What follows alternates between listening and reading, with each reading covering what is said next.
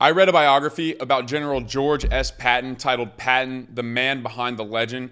And as with every episode, I read the book, highlighted everything that struck me as important, and then I went over it 2 more times, further annotating and refining the most important lessons that you and I can learn from General Patton's life. General Patton served in World War I and World War II and is one of the greatest military leaders to ever live. His life is one of immense inspiration, courage, doubt, bravery and fear, challenges, and an unrelenting desire and resolution to fulfill his destiny.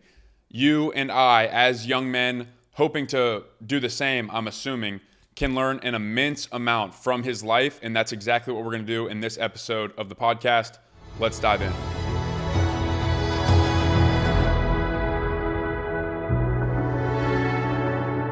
God of our fathers, he wrote, who by land and sea has ever led us on to victory, please continue your inspiring guidance in this, the greatest of our conflicts. Strengthen my soul so that the weakening instinct of self-preservation, which besets us all in battle, shall not blind me to my duty, to my own manhood, to the glory of my calling, and to my responsibility to my fellow soldiers. Grant to our armed forces that disciplined valor and mutual confidence which ensures success in war. Let me not mourn for the men who have died fighting, but rather let me be glad that such heroes have lived. If it be my lot to die, let me do so with courage and honor in a manner which will bring the greatest harm to the enemy.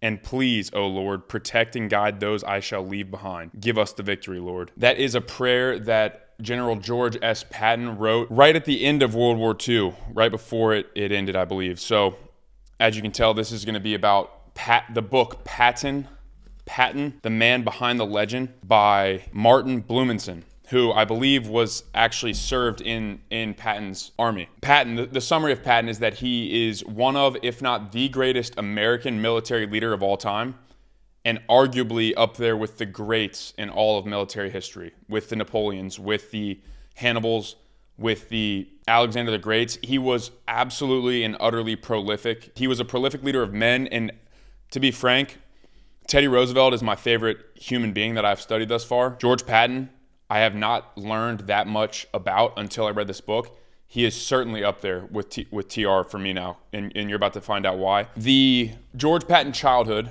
was pretty iconic or idyllic, you could say. He came from a wealthy, aristocratic family with a proud military history, which 100% informed his beliefs and his values and his image of himself. He grew up in Southern California in a very beautiful area. He was always outside, basically living the childhood dream, outside all the time, playing sports, wealthy family, had servants and friends and family that was healthy.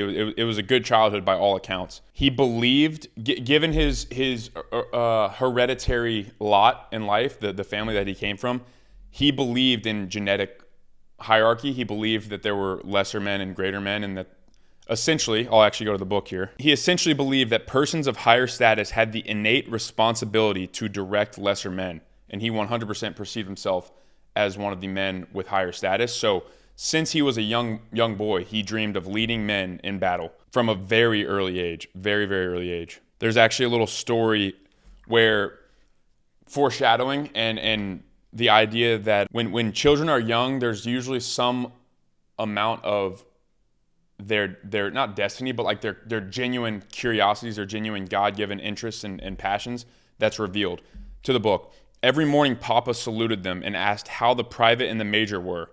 Later, Georgie called himself under his breath George S. Patton, Lieutenant General. That was when he was a young boy. Lieutenant General is, I believe, a 3-star general, which is one of the highest military rankings in the U.S. military. And he's a young boy, and he would call himself that. So there's just a little bit of foreshadowing. He had this belief in himself. And one of the most defining characteristics of George Patton's life is the constant internal battle between this destiny that he genuinely believed in, that he was to fulfill, and the belief in himself, coupled with an intense self-doubt. Intense, like immense, very grave, a lot of weight, a very heavy self-doubt. And we'll get into some of the journal entries and conversations that he had that revealed sincerity of his doubts and how honestly, like how self-loathing he could be at times. It's just an incredibly unique story. You don't hear very often about these guys that are as prolific and achieve as much as he did. You don't hear about their doubts in the same way that you do their confidence. You hear about their like reality bending confidence, their ability to basically just will anything into existence and continue going and belief in themselves. He constantly had to fight for that belief, constantly. And part of that is because he grew up with what at the time they didn't really know what it was, but now it's dyslexia/ADHD. He was troubled in school to a very high degree. He did not like learning. To the book, Attention Deficit Disorder. To the book, half a century later, physicians and educators recognized this sort of abnormality and gave it the name dyslexia. Still later, they identified a similar neurological chemical condition they called attention deficit disorder. Symptoms of both include feelings of inadequacy, of frustration with books and studies, a limited span of concentration, an impairment of the learning process, and the need to compensate for deficiency by accomplishment in other areas. That is George Patton to a T. To a T. He had this incredible hereditary background of a very proud military family that served in Civil War and whatnot. He also believed in reincarnation, which we'll get into later, but he had this very strong sense of duty to his family legacy, to continue his familial legacy and to enhance it. To the book, all these progenitors, and particularly his grandfather, Patton, regarded romantically as aristocratic fighters who had displayed bravery, the highest manly quality. They had been virtuous and honorable as well as dashing and handsome. They became beacons for the future general. His kinsmen, he believed, literally watched from above and jealous of their tradition and ready to praise or condemn, judged the actions of their descendants. Patton resolved to measure up to earn their approval. And like I said, he has these underlying this underbelly of like this belief and this destiny that he's got to fulfill to make his ancestors proud, whom he literally believed were looking down on him, judging his actions and seeing if he measured up. He coupled that with severe dyslexia and ADHD or ADD and the feelings of inadequacy that caused. So it's just this constant turmoil throughout his entire life of fulfilling the destiny, becoming the man that he felt he was destined to become by overcoming this immense self-doubt. And it's insanely inspiring to me to a high degree, and we'll get into the details of it later. The second point, and you may be already tired of me saying this if you've listened to multiple episodes, you could probably even guess what I'm about to say, is Patton read voraciously. Even though he was dyslexic, that was like part of his thing. He was ADD and dyslexic and didn't like school. He found it very hard and troublesome to focus and study and learn things that he did not like, but the things that he liked, he was ardently obsessed with. Like he would read all the time about military history and things like that. To the book, seeking to emulate the masters of the art of war, Patton strove continually to discover the undefinable difference between the merely good and the sublime great, that he himself could bridge the gap. His constant reading in history and military affairs presented him with a thorough understanding of past warfare. He alluded with authority to the fighting skills of warriors as various as Cossacks, Poles, Turks, Arabs, Moors, and Moros. He gave rapt attention to the martial skills deemed necessary for each time and place. There's another note on that because this is so core to my mission with this podcast that I cannot overstate it. I simply cannot overstate it. Homer's Iliad and Odyssey led young Patton to perceive human struggles against the implacable destiny imposed by the gods, men who worked out their fates in heroic or mean fashion and received their just and deserved rewards. At age 11, when Patton, stocky and athletic, entered Stephen Clutter Clark School for Boys in Pasadena, he began to study the lives of the great leaders of antiquity. They imbued in him the importance of character. Those who made moral choices succeeded, he learned, while those who sacrificed honor for expediency failed and merited disgrace. This is the mission of the podcast, to learn from the people of the past, the men of history, who have succeeded and who have failed, that basically give us the outline. These books are written by and about them that give us the outline of their choices. When they made these types of choices in these situations, this was the result. When we read and we study and we learn about these guys, we can place ourselves in their shoes and gain an inexpensive experience on our part by doing that. We don't have to go through these things to learn the lessons that they learned. It's so core to the podcast, and it was instrumental to Patton's development as a young man and ultimately into one of the most prolific military leaders of all time. So cannot overstate that. I've mentioned already, and this will be like a core thread throughout this entire podcast, his doubt and his fear of not living up to the standard that he believed his ancestors to have lived up to. To the book, "Men of my blood," he wrote, "have ever inspired me. What terrified him, quote, should I falter, I will have disgraced my blood." That was his core fear in life, was disgracing his blood, was not living up to his family legacy or enhancing it or making his ancestors proud. That was the core fear of his entire life. It drove damn near every decision he ever made. It is what caused him to have doubts and uncertainties and fears and self-loathing, but it's also what drove him and what created the tailwind for him to propel into greatness, which was his goal that he ultimately ended up achieving in an incredibly remarkable way as well. Another note on reading to the book: these commanders who exhibited self-confidence, enthusiasm, and bravery became his models, and he absorbed their genius.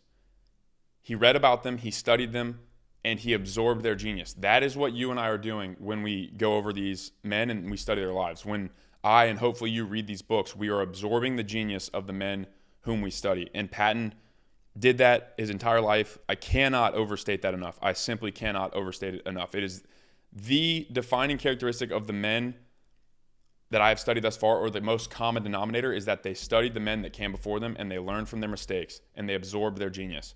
I truly believe, I don't mean to say this in a crass or rude way, but I think you are doing a massive disservice to yourself and to your family and to your friends and your tribe if you are not spending time studying the great men that came before you. It's becoming like laughable how common it is in these men that they also did that. So I think if you want to become a great man, you have to. That's my opinion on it. One thing about him, so he came from an aristocratic family. You can imagine in higher status families and circles, appearance is very important. How you present yourself, how you handle yourself in public, it's all very important. And this led to sort of a tool that he kept in his tool belt for his entire life was similar to Ben Franklin's. When we went over Ben Franklin had this idea that it's important to be industrious. It is very important. That's a virtue. You have to be industrious. You have to work hard. You have to be able to thrift and to be resourceful.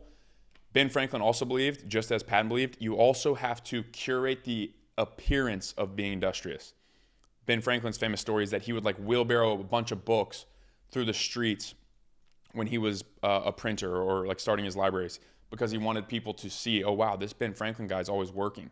He's always working very hard. He must be really industrious. He was industrious. He had the stock room to back up the showroom, but he understood the importance of the showroom, and unequivocally, George Patton was the same. To the book.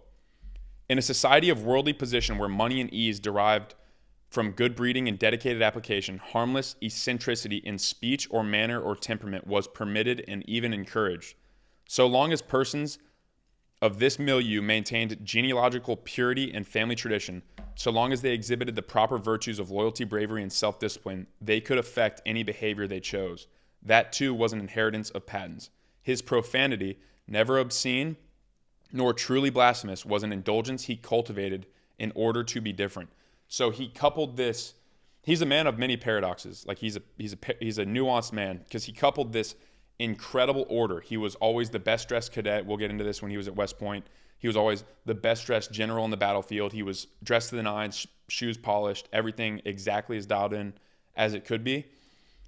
But he knew that wouldn't make him stand out. So he cultivated this character of profanity and eccentricity that allowed people to come into contact with him and immediately take note. Like, oh, that Patton guy's, he's squared away, but there's something different about him. He's stuck in their memories. And I just think that's so important to understand, because it's a fine line. You don't want to be vain and you don't want to let that consume you, but it is a tool. There's no need to give yourself an unnecessary disadvantage by presenting yourself in a poor way or not showing yourself in a strong light. Another formative belief that he had, or thing that he discovered through his readings at a young age, was that, to the book, all the great leaders, good and bad, he understood, climbed to their positions of eminence by demonstrating a mastery of the circumstances. In order to wield influence on public events, a man had to be prominent. Not only must he excel in his career, but his excellence had to be recognized. Proficiency in character led to advancement, but promotion alone was no guarantee of widespread approbation. One's superior qualifications had to be perceived and appreciated, even acclaimed. Only then could a leader perform on the stage of history.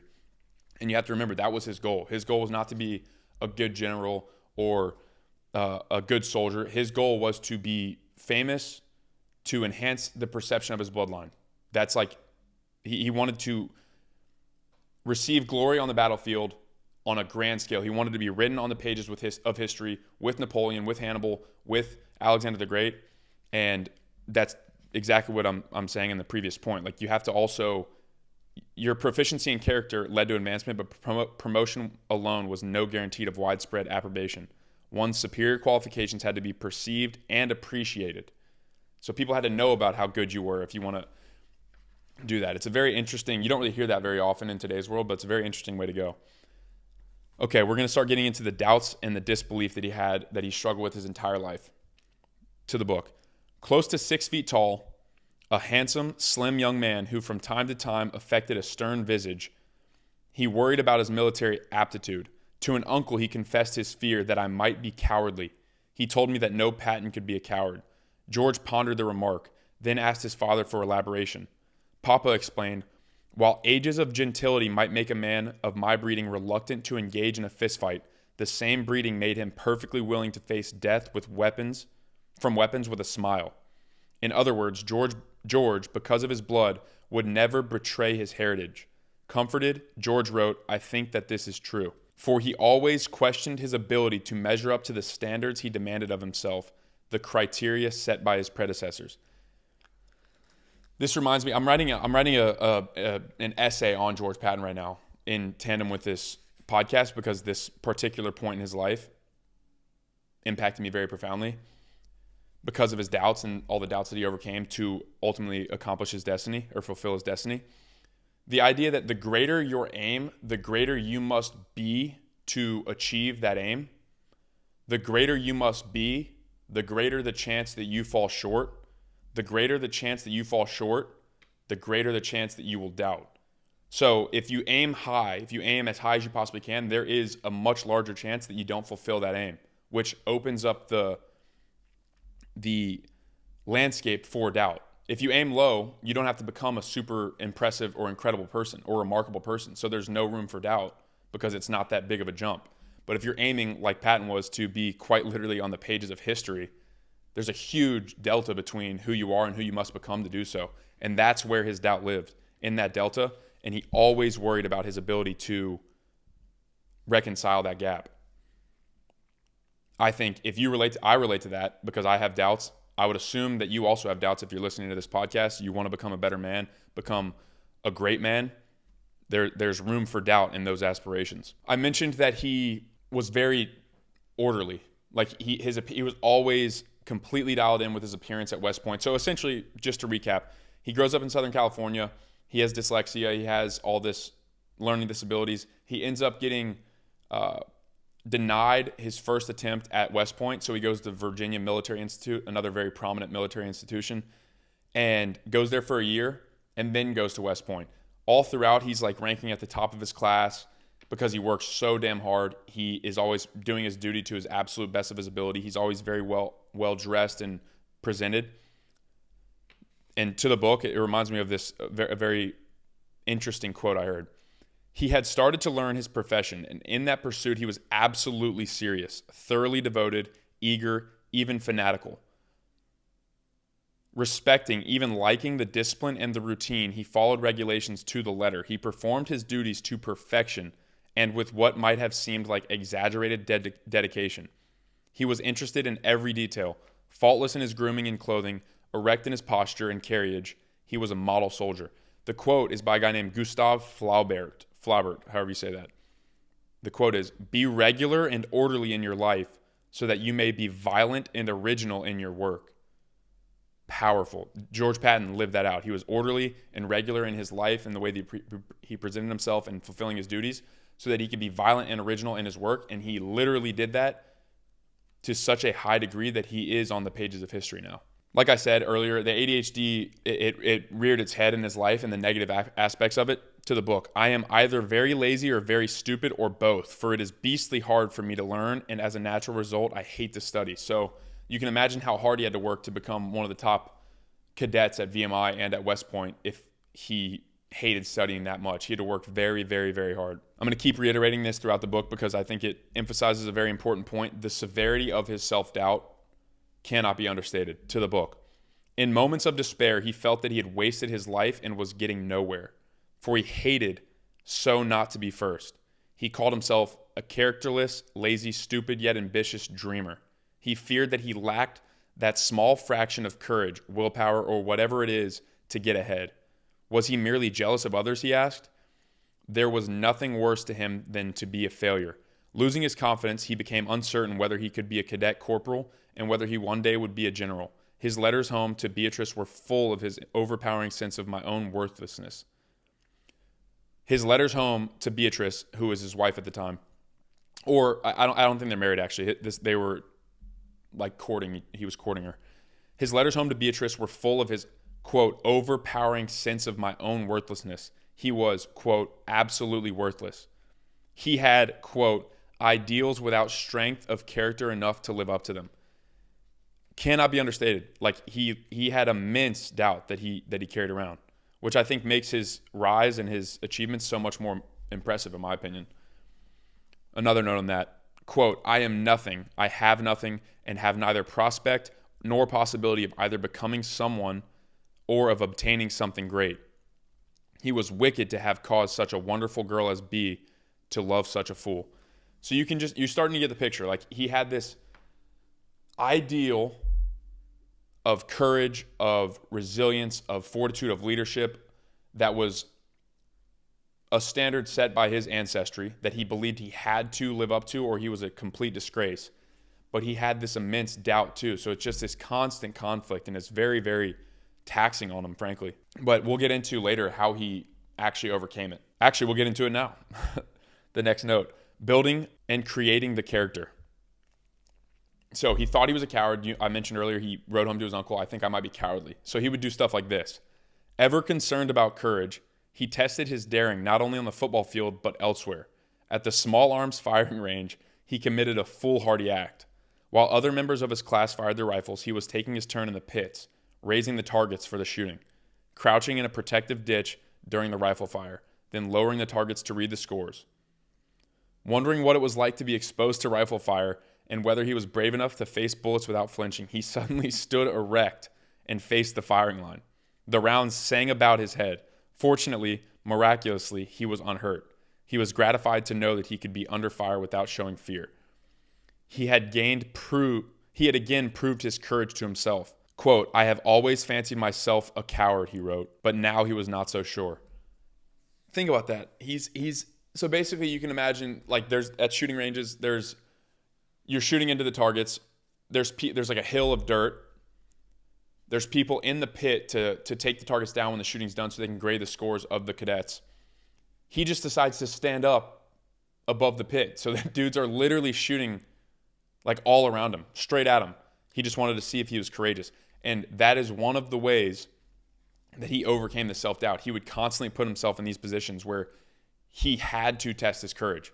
He would put himself out there, whether it was playing polo later in life, whether it was on the football field at West Point where he would get injured all the time, or at the firing lanes when he would literally stand just to see if he could get shot at and not flinch, which quite literally in not so many years in the future, he did that in real battle and gained a lot of notoriety from it. So one of the primary ways to overcome doubt is build a character that is courageous. He literally created a character. Because even though he had these underlying beliefs that he might be a coward, he created this character that in times of need, he acted out this courageous man. He acted how a courageous man would regardless of his beliefs in himself, which over time led to him actually just being courageous. Another note on reading and just a mission of the podcast to the book. To attain this end, it is necessary to read military history in its earliest and hence crudest form and to follow it down in natural sequence, permitting his mind to grow with his subject until he can grasp without effort the most abstruse question of the science of war, because he has already permeated with all its elements. That's basically a fancy way of saying study first principles to the point where you can recall the application of these principles without effort. They just become second nature to you. Continuing the book. Following this precept, he read widely in military history all his life, a practice that was fundamental for his later success.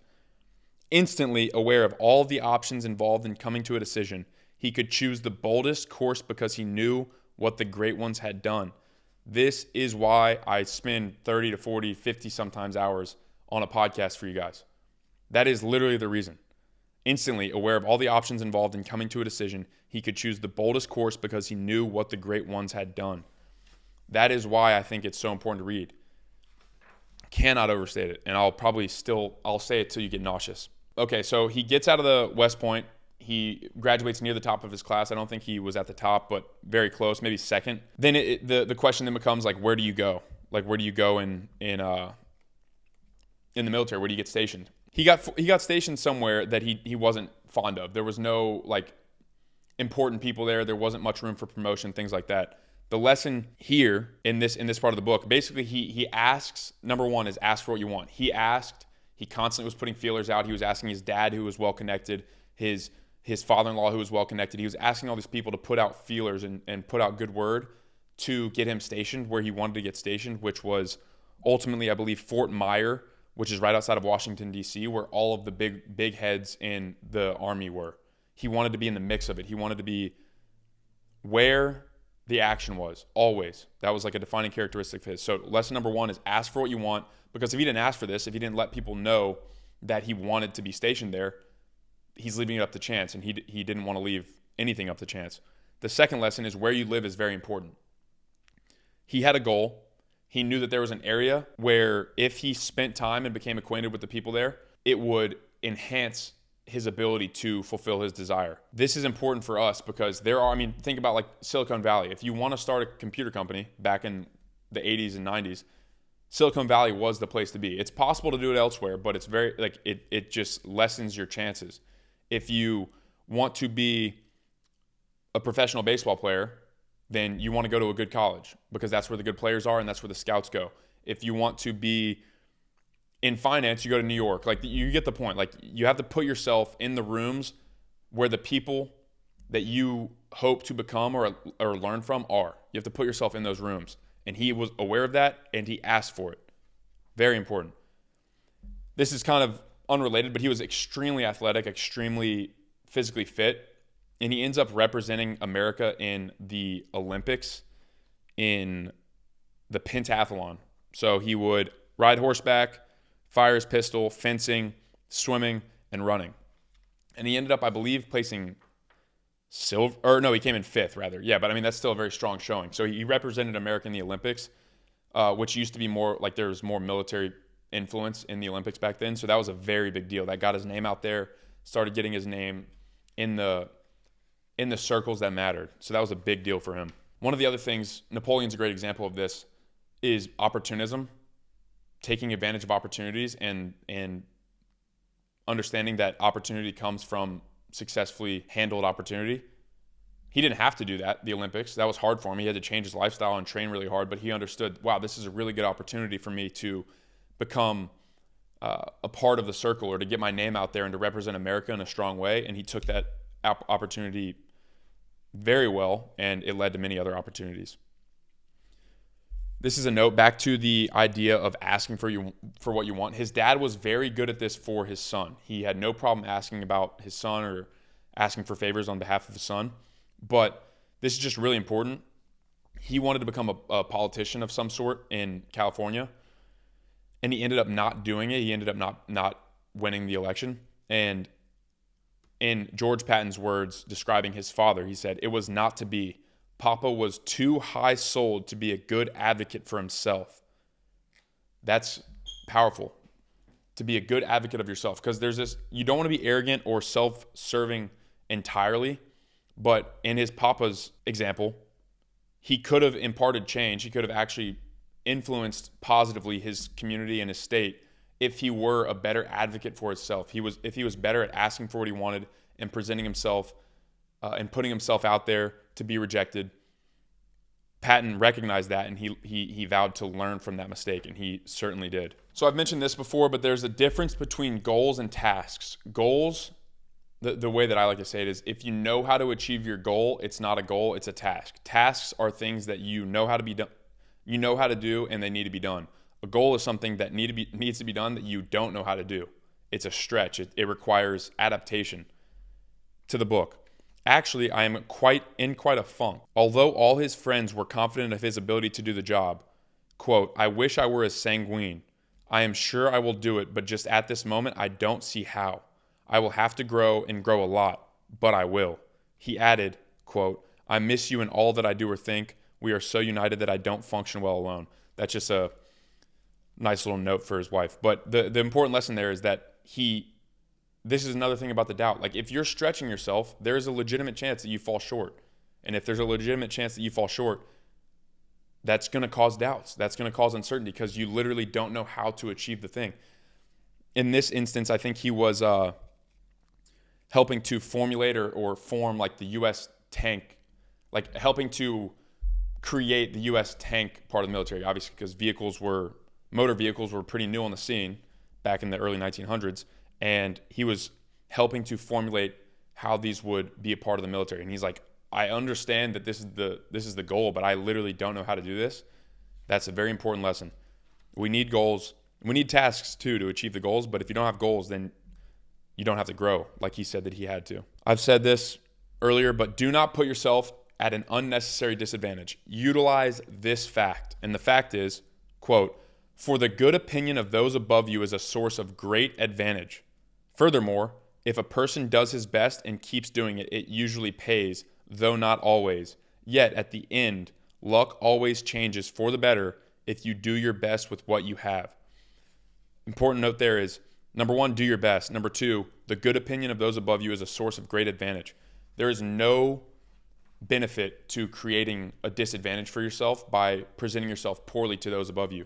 And I think this is common in today's world with there's just people that are inherently adverse to authority. I honestly don't like authority unless, especially arbitrary authority. If it's somebody I respect, I experienced this with coaches in college. Coaches that I respected, I had no problem going to the ends of the earth for them and doing way more than I was called to do. For coaches I didn't respect, it'd be like absolute drudgery. I hated it.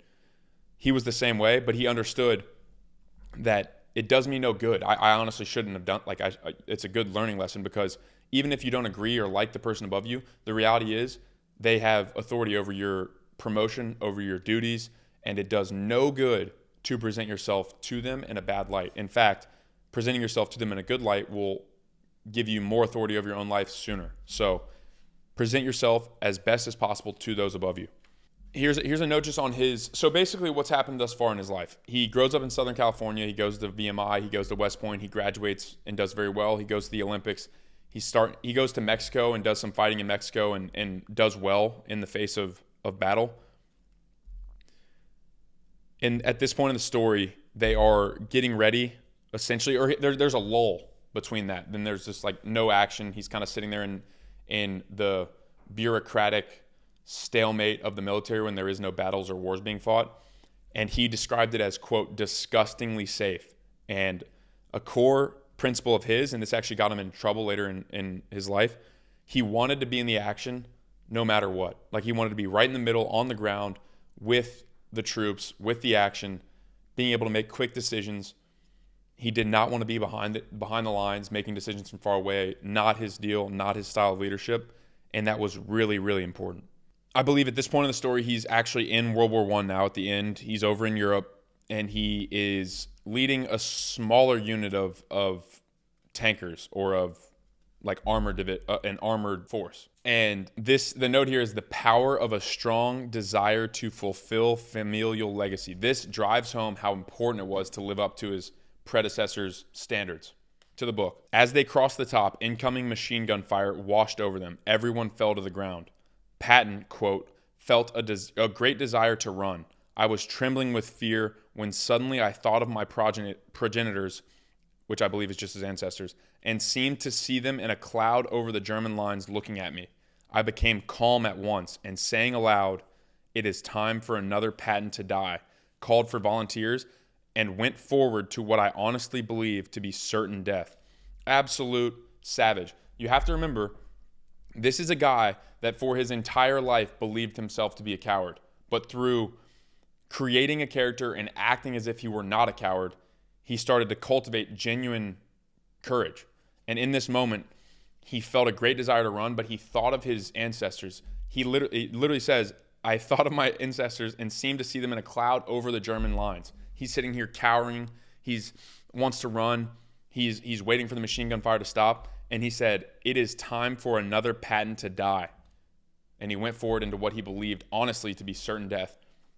You don't get to that point of courage and to be able to exercise that amount of courage without testing your courage up to that point and also having a strong enough desire to fulfill your destiny. And his, like I said, you cannot underestimate the power of a strong desire to fulfill a family legacy. Incredibly important. He literally ran towards gunfire because of it.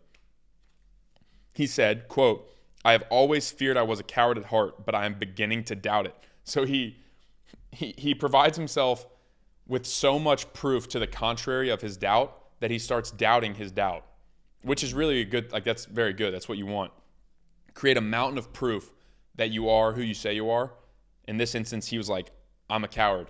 So he started acting courageously. And over time, he's like, oh, wait, maybe I'm not a coward. I'm starting to doubt the fact that I'm a coward. And that just, it's a self-fulfilling prophecy because he becomes more courageous. He believes he's more courageous. So he starts acting more courageously, which leads to less doubt, which leads to more courage, which leads to less feelings of cowardice. It's a self-fulfilling prophecy. Very important to create a mountain of proof.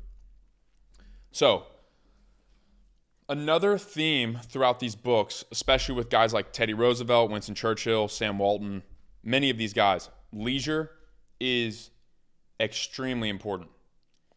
And in battle, you can imagine, unless you're Napoleon or in the old days where you could literally constantly be at war because you wanted to, there's times of lull and doldrums. There's times of intense action when you're in battle and war.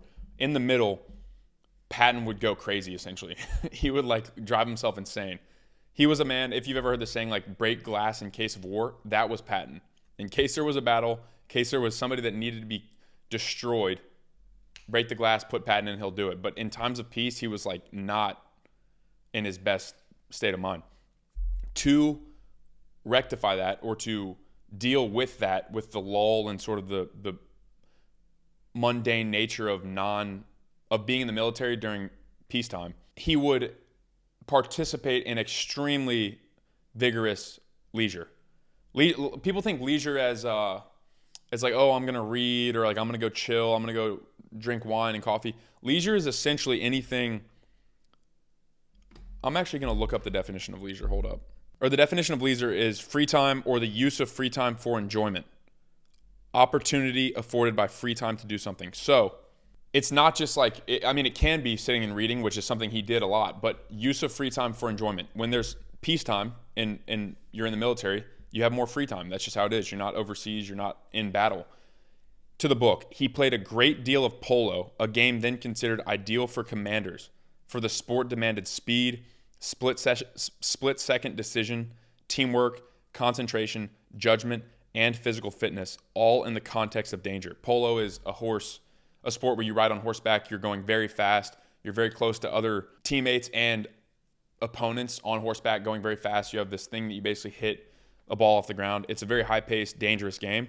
He would play that adamantly.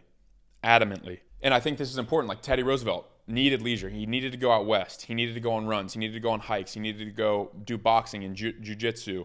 And he needed to hunt and all these types of things. Winston Churchill needed to paint and to read and to build his garden and to build his house. Sam Walton hunted every day and played tennis. Like the neglect of leisure and the inadequate use or ineffective use of leisure, I believe to be a direct detriment to the quality of your work.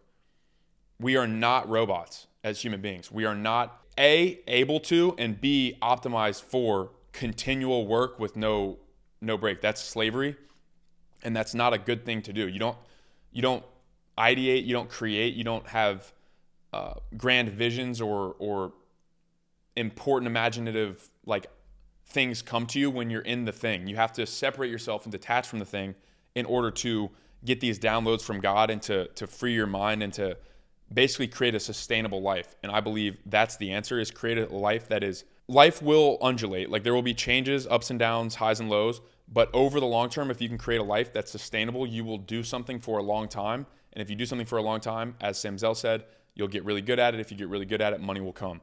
And notoriety, essentially, in Patton's example. The note, that's a long-winded way of saying leisure is important. Read about men like this. Learn what they did for leisure, why they did it, what was the purpose of their use of their free time, and do the same. That's what I'm doing. And I really think it's important, because another common thread I'm finding is that a lot of these guys did similar things. They hunted, they were outside, they played active games, they exercised vigorously, they read, they wrote, they did all those things. And to the point of writing, Patton, you also see this so often with these guys of great achievement. They read a lot and they wrote a lot. Obviously, back in the day, the way you corresponded was writing through letters and things like that. So you had to spend a lot more intentional time delineating your thoughts and clarifying your thoughts. Can't remember who said it, but somebody said writing is the act of thinking. When you force yourself to put your thoughts down on paper, you have to actually figure out what it is you think. You have to manifest them physically on paper, which allows you to solidify and clarify what it is that's going on in your mind. It's a way of making order in the chaos of your mind. To the book. In his speaking and writing, Patton attracted attention by his aphoristic statements. A general, he thought, should not live to explain a defeat. An imperfect decision executed at once was worth more than a perfect solution later. Success in war depended on speed, simplicity, and boldness. So the main point there is aphorisms. Aphorisms are like short, memorable, quippy things that pack a punch. I actually have a book right here, if you can see, if you're watching. This is a book of aphorisms that my brother gave me. It's literally an entire book of famous aphorisms. Winston Churchill spoke very aphoristically. Teddy Roosevelt, aphoristically. John D. Rockefeller spoke with aphorisms. All these people spoke with aphorisms because if I'm relaying a point, A, it's easier to repeat and repetition is persuasive. B, if I'm relaying a point to subordinates or people under me and I say a 500-word monologue, they're not going to remember that. What they're going to remember is quick, easy things that can be used in action. So like if instead of saying a 50-word sentence about how action is the way that you mitigate risk and you actually end up becoming better and blah, blah, blah, John D. Rockefeller would say action solves everything. That's an aphorism. Action solves everything. Winston Churchill would say always more audacity, always more audacity, always more audacity. These aphorisms are easy to remember and easy to employ in times of need. Very important to be concise with your writing. The way you do that is to write a lot, figure out what you think, and then figure out how to simplify those ideas so that you can remember them and deploy them in times of need. I understand how ironic it is that I was kind of just long-winded in explaining the importance of aphorisms, so forgive that irony.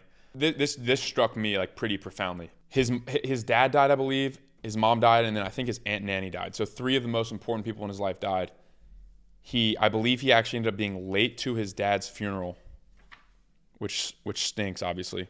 I'm actually going to say 2 things on this. I wasn't planning on saying this, but essentially his family was very wealthy, but he married into an extremely wealthy family. I think at one point he was the wealthiest officer in the U.S. military because of his wife's family. This shows a little bit of his magnanimity or like the greatness of his spirit or his soul, his generosity, and his actual aim. His aim was not wealth. His aim was notoriety and fame on the battlefield. So he gets an inheritance, and he literally signed a legal document renouncing his claim in favor of his sister. So he was like, I don't want this. Sister, you can have it. I am already set. It's not my goal to be extremely wealthy. I am wealthy already. You can have this wealth. Shows a little bit of his generosity. To the initial point, his mom died, and he writes this letter to his deceased mother. Darling mama, she was, quote, very near. I never showed you in life the love I really felt, nor my admiration for your courage. Forgive me. I had always prayed to show you my love by doing something famous for you, to justify what you called me, my hero son. Perhaps I still may, but time grows short. I am 46. He was sure, disappointed all three whom he loved and who had loved him, Papa, Mama, and Aunt Nanny, who were now gone without having seen him measure up to their high expectations. This was really tough for him. Really, really tough for him. And you can understand he's 46. He has like this sort of midlife crisis, actually, where he goes through it, man. He becomes depressed. Very dark point in his life. It's in between World War I and World War II. There's not much action going on. And here he is saying, Mom, please forgive me for not showing you the admiration and the love that I felt for you. I always prayed to show my love by doing something famous for you, to justify what you called me, my hero son. That makes me emotional for some reason. Like that's sad. The beauty in it is he felt this. It was extremely low for him, extremely low. And we'll get into it on the next page, like how low. He felt this, but he kept on going. He kept on going forward. He had faith in his destiny.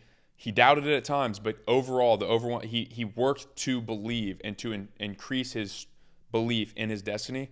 And he ultimately did show his mom his love by doing something famous for her and to justify being called her hero son.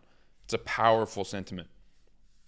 It also just shows there's this level of urgency that I feel like we got to act with. It's a great paradox of life that it will take as much time as it takes, and God's timing is perfect, but it's conflicted with a sense of urgency. Like we don't have all day. We don't have all of time. We are here for a finite period of time to accomplish the task that God has brought us here to accomplish. And it can hurt and sting very much when there's a realization that perhaps we're not doing that or haven't done it yet. The key is to continue going to the point on depression. I've said this many times. Teddy Roosevelt, Napoleon, John D. Rockefeller, Winston Churchill, Abraham Lincoln, General Patton, the list goes on and on and on and on about great men who at some point or another in their life experience extended periods of low state of mind or of depression, of sincere doubt and of sincere uncertainty, that just very low to the point of, at one point in George Patton's life, this is actually during World War II, he gets a huge letdown, and he says that it was so bad that he stayed in bed all day. That's how debilitating it could be for him. To the book. Sorely tried over the enfeeblement of the military, Patton tried to act as though all were well in the world. Yet the butts and kicks and falls from horses, together with his discouragement over the state of the army and his fading hopes of attaining fame, took their toll on him, inducing fits of depression and unexplainable outbursts of rage. So you have to think, his whole goal in life, the thing about being in the military, if your goal is to attain fame on the battlefield, and you're not like Napoleon or one of these great conquerors that can just start a war, you live in a democratic society, you can't just go to war with anybody. If that's your goal, you're kind of at the whim of fate, because maybe there isn't another war. Maybe Patton dies before the next war, and then his entire life leads up to the point of him not fulfilling what he believed to be his destiny. So you can imagine how low that is. He's dedicated nearly 50 years of his life to this aim, and he has very little control of whether or not he will even be able to have the opportunity to fulfill that aim. And he was very, very, very low. But there's an important note here. In the middle of this, to the book, he was dressed for polo one day when Beatrice saw him kneel by the bed and say a prayer. "What are you praying for?" she asked. "To win the game?" "Hell no," he replied. "I'm praying to do my best." That was so important to him, and he talks about it all throughout this book, actually, and in his journals and in his communications, the importance of earnestly looking yourself in the eyes, in the mirror, and saying, wow, I have done my best. That is how he got through his depression and his doubts. He would not stop putting a foot forward as best as he saw fit, and that is incredibly inspiring to me. Incredibly inspiring.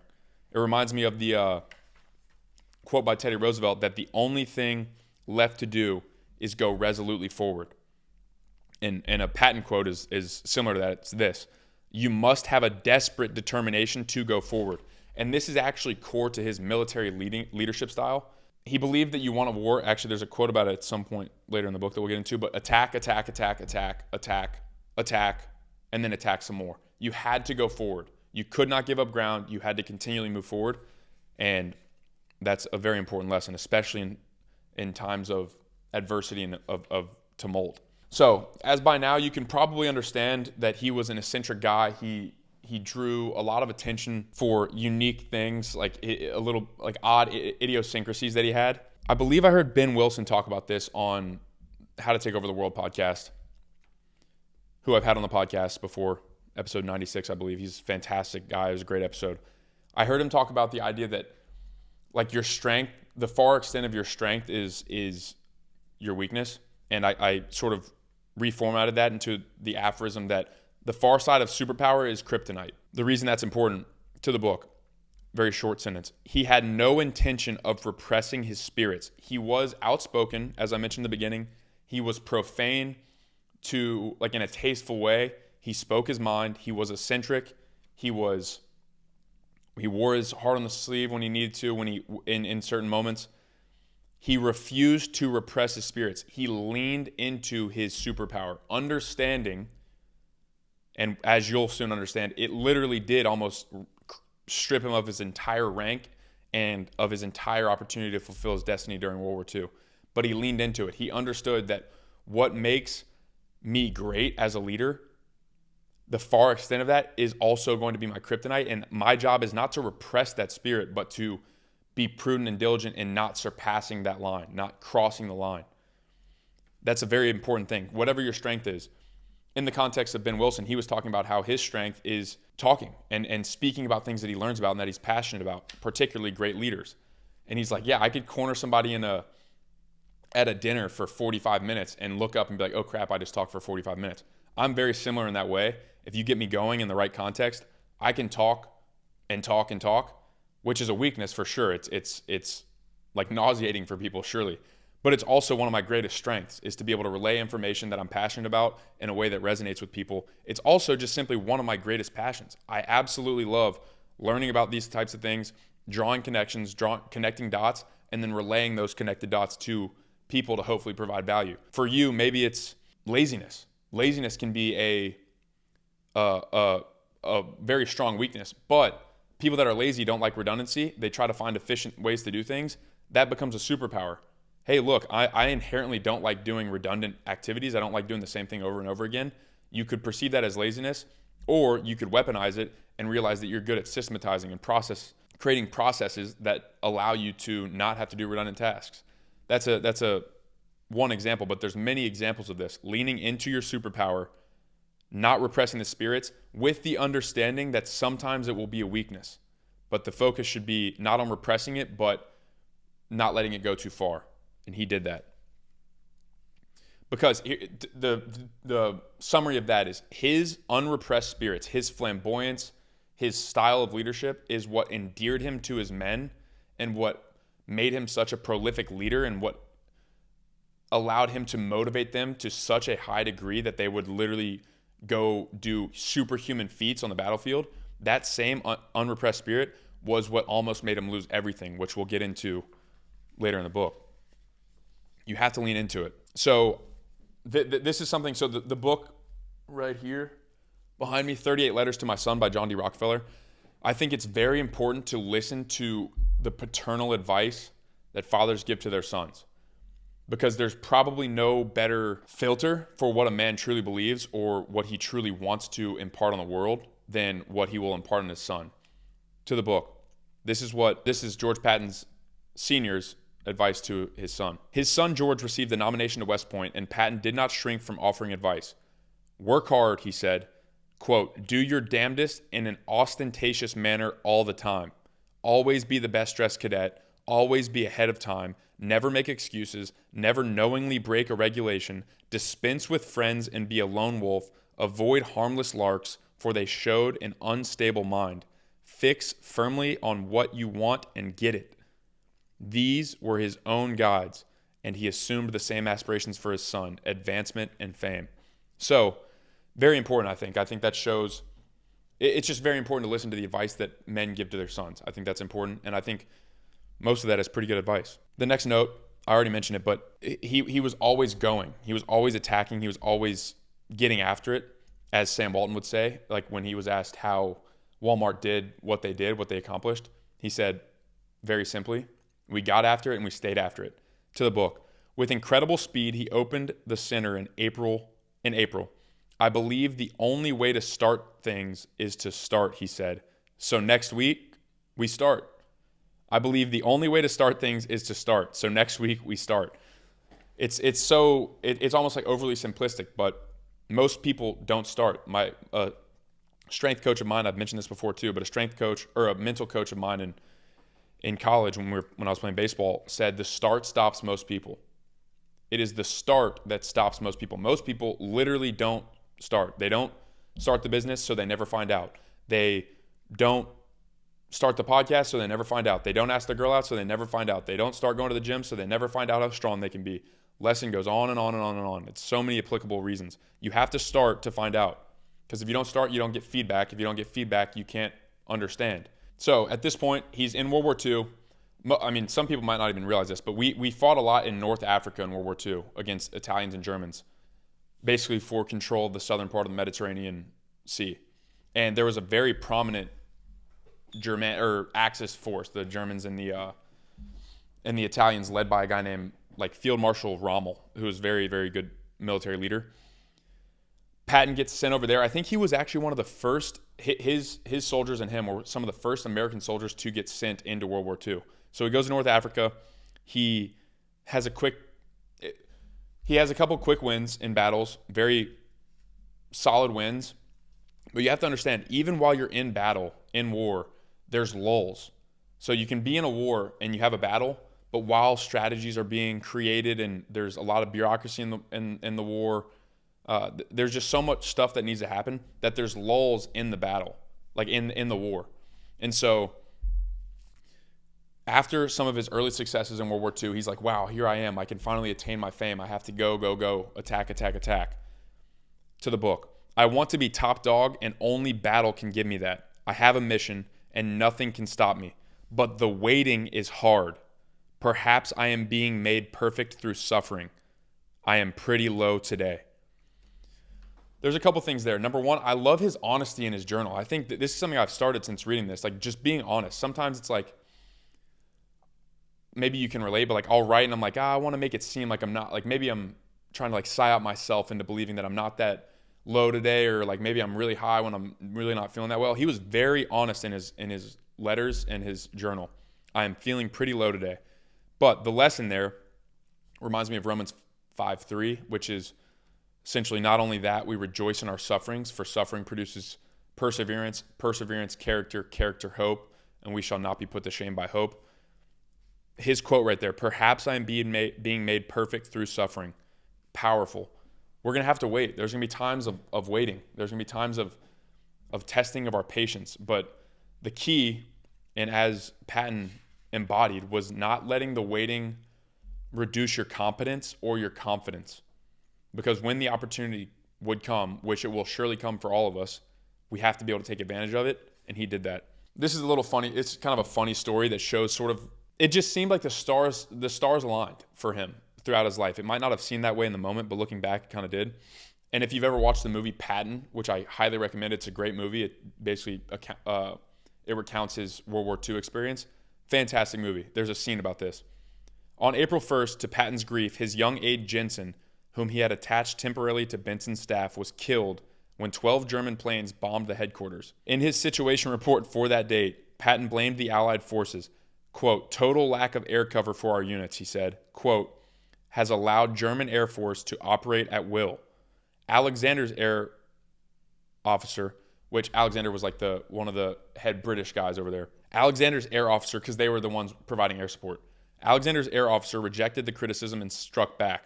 The Second Corps, Patton's force, he declared was not battle-worthy and was using the Air Force as an alibi for its lack of success.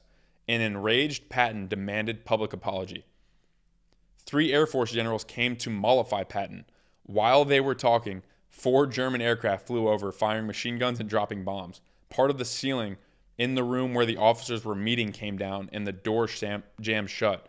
No one was hurt, but the appearance of the enemy planes seemed to prove Patton's contention. How in the hell did you manage to stage that? Someone asked. I'll be damned if I know, Patton shouted, but if I could find the sons of bitches who flew those planes, I'd mail each of them a medal. That's just a funny story, but I think it kind of shows like he was complaining about air superiority. This is important to note. He had, through his experience and his readings, he was probably more well-versed in military history than any person on the Allied side, literally than anybody.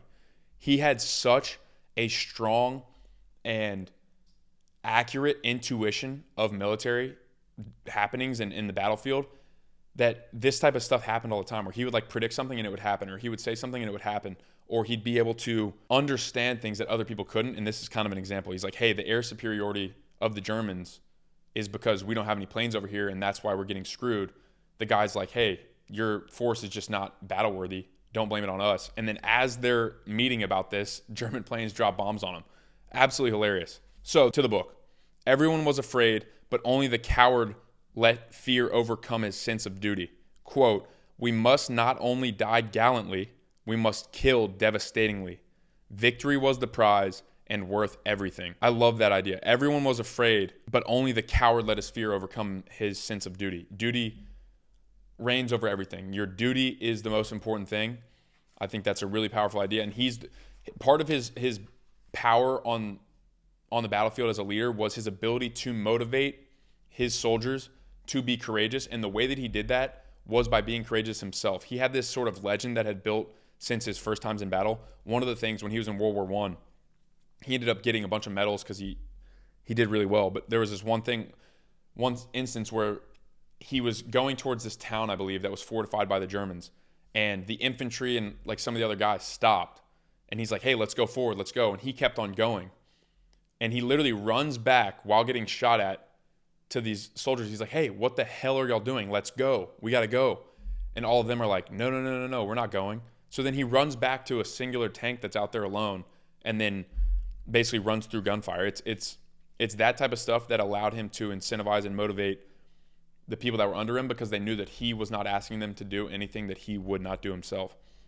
Which leads to the next point. That's audacity is what that is. Audacity is the willingness to take bold risks. And there's another scene in the movie Patton about this, but to the book. I have a sixth sense in war, Patton wrote in his diary, and also I am willing to take chances. Later, he noted, trying to enhance his self-confidence, quote, I may have been bullheaded, and I truly feel that I did my exact and full duty and demonstrated that I am a great leader. He says in the movie, de l'audace, encore l'audace, toujours l'audace, or something like that, which is French, and it means audacity, more audacity, always audacity. That was core to his philosophy. Always willing to take bold risks, always willing to take chances, always willing to be courageous and run towards the firing line or towards the fire, almost to the point of like stupidity, frankly. So I mentioned this is all during World War II. He has a series of great successes. They basically win the Battle of Northern Africa. They take hundreds of thousands of people prisoner and defeat all the German forces, and some of them retreat. They go to Sicily, and they invade Sicily. The whole Sicily scenario was kind of hilarious in its own right because there was like this inner conflict between the British forces and the American forces. Patton believed that the British wanted like the battles and the victory to be in their name, and Patton was like, hell no, we're going to make this an American victory. So there was like this race and sort of inner competition to be the most prominent force and to be the one who won the war.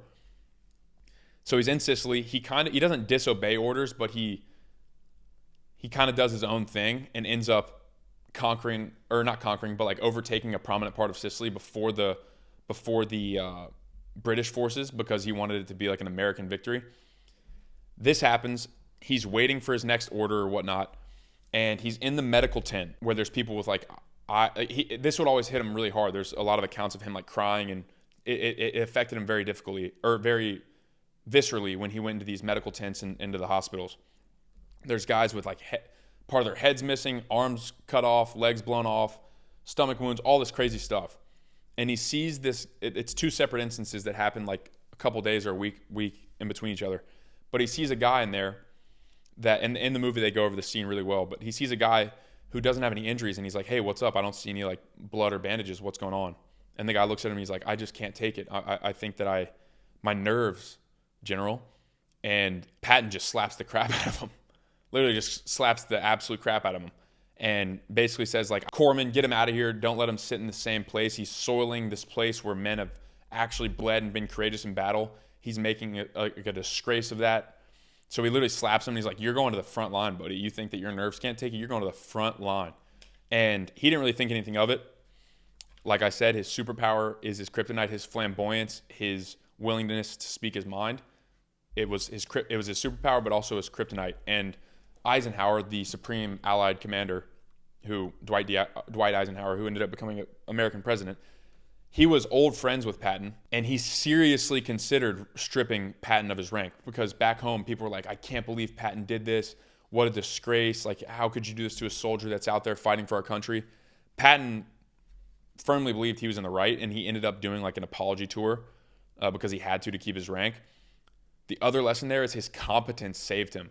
If he was not the most competent American general, he would have gotten his strip taken immediately. No questions asked, gone, see it, back to America, no fulfilled destiny, and likely an abject failure in his own eyes in his life. But his competence on the battlefield saved him, which is very important. Another lesson, you're starting to see these through lines of like belief, doubt, belief, doubt, belief, doubt, courage, cowardice, courage, cowardice. It's like this constant oscillation between the two. To the book, quote, I have to keep working on my belief in destiny, and poor old destiny may have to put in some extra time to get me out of my present slump. Quote, to his son, George, who was repeating his plebe year at West Point. So let me back up. George Patton's son goes to West Point. He basically has the same trajectory as George Patton. So while George Patton's over in Europe serving in World War II, he says, I have to keep working on my belief in destiny, and poor old destiny may have to put in some extra time to get me out of my present slump. To his son, George, who was repeating his first year at West Point, George Patton Jr. advised, self-confidence is the surest way of obtaining what you want. If you know in your own heart you are going to be something, you will be it. Do not permit your mind to think otherwise. It is fatal. He was, of course, lecturing himself. He was giving his son the advice that he needed himself.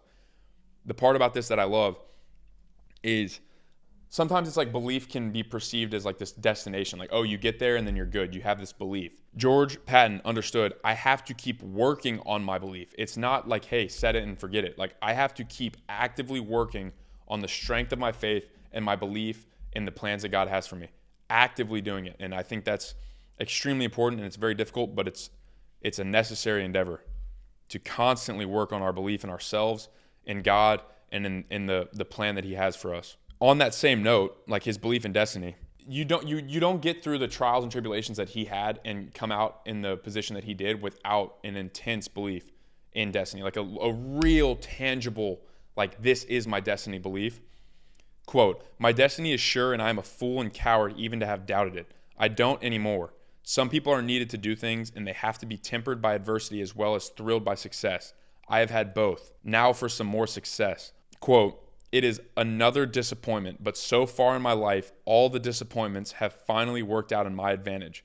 If I am predestined as I feel I am, this too will eventually be to my advantage. He's referring to the fact that he's like in bad water with the Allied commander, and the fact that it's stunting his promotion and his growth. That point is proven right here, because his whole goal was to become like 4-star general, become as high up in the military as possible. And that probably would have happened if he had not had the slapping incident. But to the book, busy again, serving a definite purpose.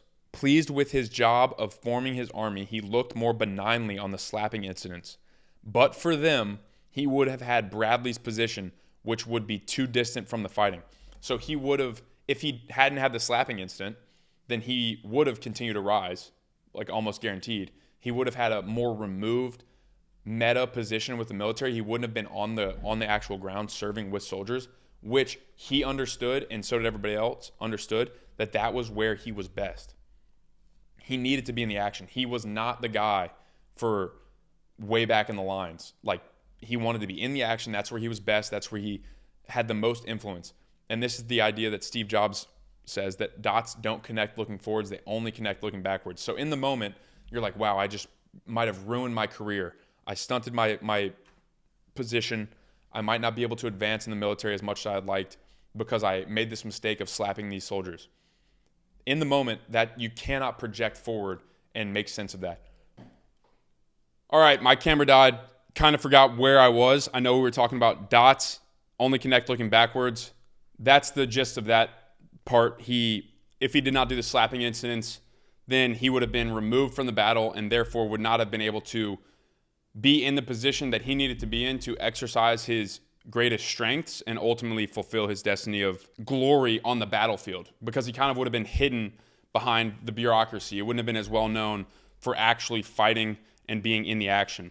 To that point, so like one of his biggest things was the Battle of the Bulge, which was a huge... the Germans were basically losing the war. They made a huge offensive to try to like break the Allied line. And this exact scenario is pretty interesting. I think it just shows how audacious and confident he was in his philosophy that attack, and go, and speed. These were all hugely important to him. To the book. Asked by Eisenhower to go to Luxembourg and take command of the southern shoulder of the Bulge, Patton agreed. Devers consented to cover the Corps area on his left so that Patton could send Eddie's Corps headquarters and several divisions to Luxembourg. Turning to Patton, Eisenhower asked, "When can you attack?" Without hesitation, Patton answered, "On December 22nd with 3 divisions." Murmurs of astonishment broke out in the room. Patton's announcement sounded like bravado. How could one deploy with such speed? Making no comment on the timing, Eisenhower questioned the size of the force. He wanted a heavy blow against the Germans, and 3 divisions he thought were insufficient. Patton insisted he could beat the Germans with 3. To wait for additional ones to come up would deny him the advantage of surprise, and also give the Germans more time to push westward. You have to understand something. The reason that he had this philosophy is because he studied military leaders in the past. Napoleon is a great example. He literally believed at one point in his life that he was a marshal under Napoleon, or in a previous life. He believed he was a Roman legionnaire. He believed he was a marshal under Napoleon. He believed he was an English knight. Like, genuinely believed this. Napoleon's core military strategy was speed and surprise over just about everything. This is why when people were like, when he said that, he said it so unflinchingly and so quickly when Eisenhower asked. He said, December 22nd with 3 divisions. People were like, absolutely not. They did not understand how compelling and motivating and loyal he was as a leader, and how loyal his soldiers were to him. You got to watch the movie Patton, because they do a really good job of showing this move happen, and the actual work and the strain, the sleeplessness, the effort that it took from Patton and his army to do this. And it ended up being pretty much the nail in the coffin in the war. Like, it practically ended the war at that point, because this was the last German offensive. Patton went in there and absolutely shut it down.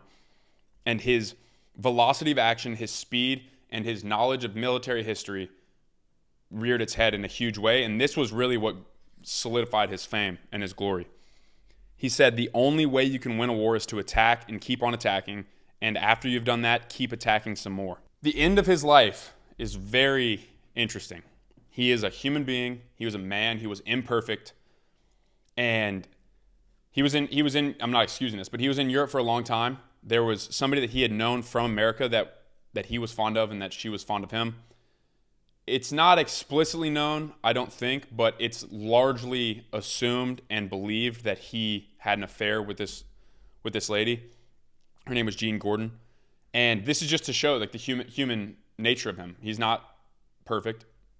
To the book. Jean Gordon had fallen in love with a young married officer who was resolved to return to his wife and children, and whether because of concern for her welfare or because of personal jealousy, Patton transferred Jean's friend from the Army headquarters to a combat unit, then regretted his action. I wrote down the note King David, because King David saw Bathsheba on the roof.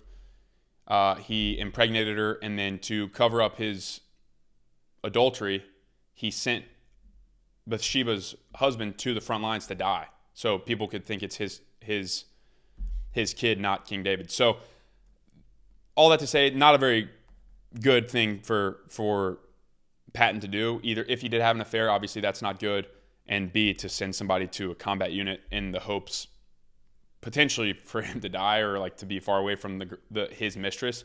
Not very cool. I don't want to taint his legacy, but I think it's important to humanize these people because they are great men. They achieve great things, but they're human. They are men. They are imperfect. So he ends up, they win the war. The Allies win the war. The Battle of the Bulge is hugely important. He goes back to America. He gains his fame and notoriety. He's extremely well, he's glorified on the battlefield. He's fulfilled his destiny to a large degree. And even when he leaves he goes back to Europe to like help with reparations and rebuilding and things like that. He writes a letter, I believe, to his daughter where he says, "This is the last time you'll see me." Or maybe he says that to her when he sees her or something like that. He almost like knew that, okay, I've reached this point. I think it's it might be time for me. He kind of like called his own death. And the nature of his death is extremely controversial. If you look into it, at the surface, he got in a car wreck and he died. But when he was in Europe, after the war was won, he started to really question Allied leadership and the incentives and motives for like their late war efforts, particularly to the book. In his gloom, he worried over questions looming large in his mind, and his thinking became poisoned. Why had he not been allowed to seize Berlin ahead of the Russians? Who was going to curb the power of the Bolsheviks? What was to be the future of Europe, the fate of Germany? How could he enforce denazification when he was out of sympathy with the concept? So, what that essentially means, the Bolsheviks were the regime that were in charge of Russia. And in Winston Churchill's own words, we covered this in the podcast on Winston Churchill, he thought them to be the most evil tyranny in history, the Russian Bolsheviks. So we allied with them. They were fighting Germany from the east. We were fighting from the west. And Patton starts to question, okay, well, why did we let them take Berlin? Why are we letting them kind of control more than half of Europe at that point?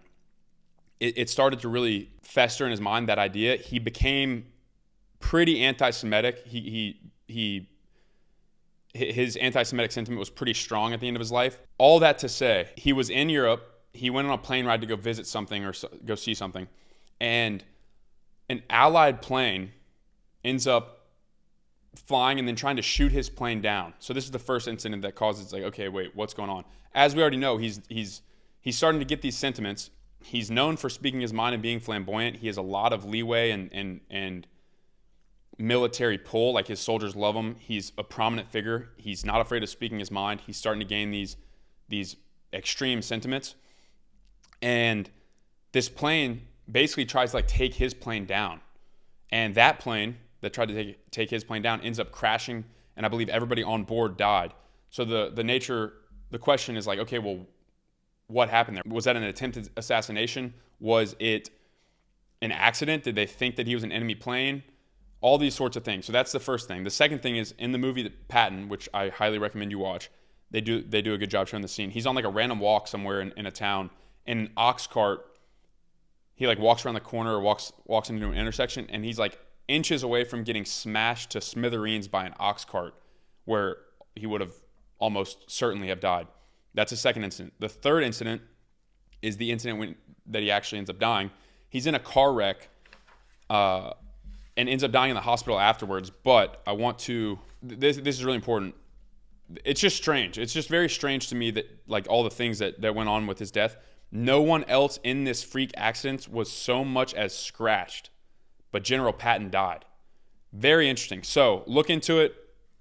It's an interesting end to the life. I don't know if there's any like actual coherent alternative understandings of how it ended, but there's definitely some controversy if you look into it. It's definitely a little bit eerie. Like, this guy started to gain these extreme sympathies or sentiments. He was not afraid to speak his mind. He was a very famous and prominent man.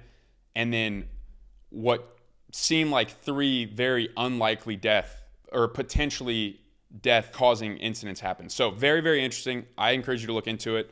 It's just a weird it's a weird way for him to die. I don't know. Maybe it's kind of fitting just given his life, but it's just strange that he was the only person to even get scratched in the car wreck and he ended up dying. So he dies while he's in Europe. People are very sad. He's still, I think he's like 60 something, so he's not like super old, but I mean, he's old enough. He's gained his glory, he's gained his fame. This is what real leadership is. This is some descriptions of him by soldiers. Listen to this. The stillness persisted throughout the weekend. The service clubs for the troops were closed. Flags were at half-mast. A spirit of sorrow pervaded. A soldier on duty in the city wrote to his parents that he was in mourning for one of the greatest men that have ever lived. The rest of the world thinks of him as just another guy with stars on his shoulders. The men that served under him know him as a soldier's leader. I am proud to say that I have served under him in the Third Army. We are making every hiney that passes stop and take off his hat. They can't understand our feelings for him. I don't know whether or not you can understand them either. So you can just tell, like, these soldiers loved him. They were proud, they were honored, they were grateful to serve under him, which speaks to the power and the influence he had in their lives and the type of leader that he was. He embodied a military leadership. They loved him, and I think that's really powerful and a really insightful picture into who he was as a leader for his men to say those types of things. The last note that I will, actually there's two things that I'll say.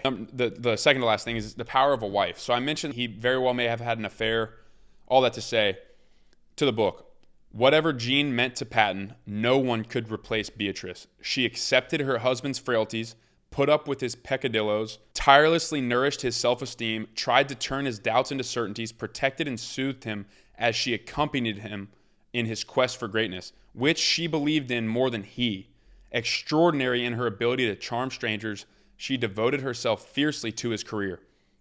His parents, Aunt Nanny had implanted the seeds of ambition, but without Beatrice, he probably would never have reached his goal. The power of a wife cannot be understated. I mean, just listen to that. Like, she was the one. She believed in him, and he actually writes this in his journals. Like, she believed in him more than he believed in himself. She devoted her life to helping him achieve his aim. They were a powerful, powerful couple, and I just think that's a really strong insight into the power of a supportive and loving wife, and the almost like the sanctity of a union, of a marital union. It's pretty amazing. This is where I'll finish it. It's profound, man. Patton lived an incredible life. Leadership, said Patton, is the thing that wins battles. I have it, but I'll be damned if I can define it. Probably it consists in knowing what you want to do and doing it, and getting mad if anyone steps in the way. Self-confidence and leadership are twin brothers. End quote. The sublime irony is that Patton's self-confidence was an act, forced and assumed, put on, riveted to his exterior. Yet his leadership was real and inspiring, almost palpable. It worked. The seeming confidence of his actions and the supreme rightness of his decisions emerged, paradoxically, from his own sense of dyslexic inadequacy. Succeeding in his endeavors at terrible cost to himself, Patton sought perfection and was never satisfied with his performance. He was always apprehensive of being found wanting, not quite up to the standards he imposed on himself. He feared he lacked the traits to reach the goal he dreamed of gaining, and he worked extremely hard to make up for the lack. What made it possible for George Patton to achieve his ardent wish was not only his driving willpower, it was also his great good fortune that his life required the qualities essential to brilliant leadership. A throwback to the Teutonic Knight, the Saracen, the Crusader, George Patton was one of America's greatest soldiers, one of the world's great captains. Some mystery will ever remain around his genius for the art of war, but that too is part of the legend. That is where I'll end it. George Patton lived a remarkable life, a remarkably impactful man, inspiring to say the least, given the doubts and the tribulations that he had to overcome to fulfill his destiny. I think there's a ton of lessons in this book. Actually, you know what? I'll go over those real quick because I have them in the back. Number one, you can create a character. You can create a character and you can become who you want to be. Number two, you must read and study. You must read and study. Number three, depression and doubt will come to those who aim high enough. Number four, velocity of action and speed is one of the most important things in battle, in business, and in life. Number 5, patience and aggression. Patient through the waiting, aggression in the opportunity. Patience when you're forced to wait and you're withheld from opportunity. Aggression when the opportunity presents itself. 6, the power of first impressions and self-advocacy. Being able to present yourself in a positive light to those that are above you and being able to advocate for yourself effectively and humbly. 7, the little things matter. The way that you dress matters. The way that you clean your shoes matters. The way that you present yourself matters. The words that you say matter. Everything matters. They compile to this ultimate image of yourself and ultimately your life. Number 8, honor. Honor was his driving thing. He had to live an honorable life, a righteous life. He was religiously devoted. People don't really understand that. He was extremely, almost puritanical in his religious devotion. He was seeking an honorable life and to gain honor on the battlefield. And that is what he did by many accounts. So hope you enjoyed this. General George S. Patton. Until next time, thanks for tuning in.